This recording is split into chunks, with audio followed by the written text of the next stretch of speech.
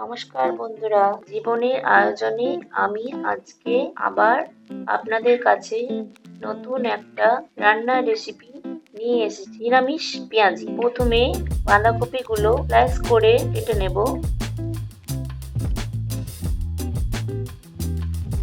আমি একটা চপার দিয়ে কুচি করে নিয়েছি। আপনারা বটি দিয়ে বা ছুরি দিয়েও কেটে নিতে পারেন, কিন্তু দেখবেন মিহি কুচি লাগবে।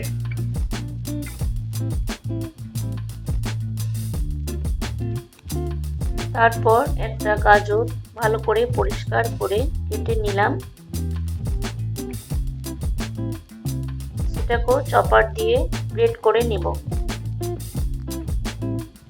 এরপর দেখুন মিহি সবগুলো একসাথে মিশিয়ে নিলাম। স্বাদ অনুযায়ী লবণ দেব।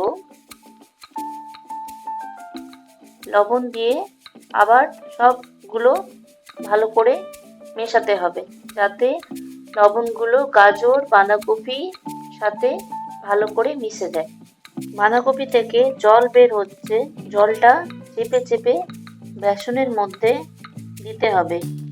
বেসনটা আমি সামান্য লবণ দিয়ে গুলে রেখেছিলাম, সেটা দেখানো হয়নি, একটু ভুলে গেছি। 4 চামচের মতো মসুর ডাল একটুখানি ভিজিয়ে রাখতে হবে 10 মিনিটের মতো। সেটা হালকা চপার দিয়ে ব্লেন্ড করে নেব।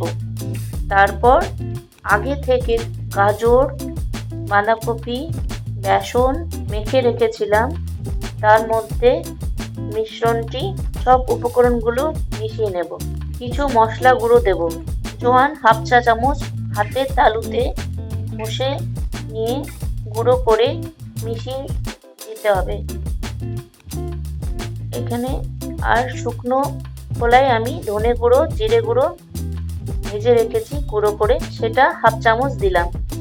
তারপর সব উপকরণগুলো একসাথে ভালো করে মিশিয়ে নিতে হবে। তারপর গ্যাস ধরিয়ে কড়াই বসালাম।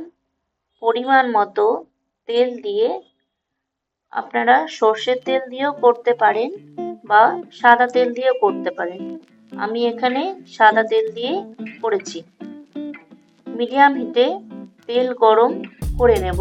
দেখুন তেল গরম হয়ে এসেছে। তারপর ব্যাটারটি চামচের সাহায্যে পেঁয়াজি যেমন শেপ হয় সেরকম আস্তে আস্তে তেলের মধ্যে দিয়ে দেবেন। গ্যাসের আঁচটি মিডিয়াম হিটে রাখবেন। পেঁয়াজিগুলো উল্টে পাল্টে হালকা গোল্ডেন ব্রাউন যখন হবে তখন একটা প্লেটে উঠিয়ে নেবেন। তারপর গ্রিন চাটনি বা শেজওয়ান সস দিয়ে পরিবেশন করুন। কেমন লাগলো কমেন্টে জানাতে ভুলবেন না বন্ধুরা। সাবস্ক্রাইব বা শেয়ার করতেও ভুলবেন না।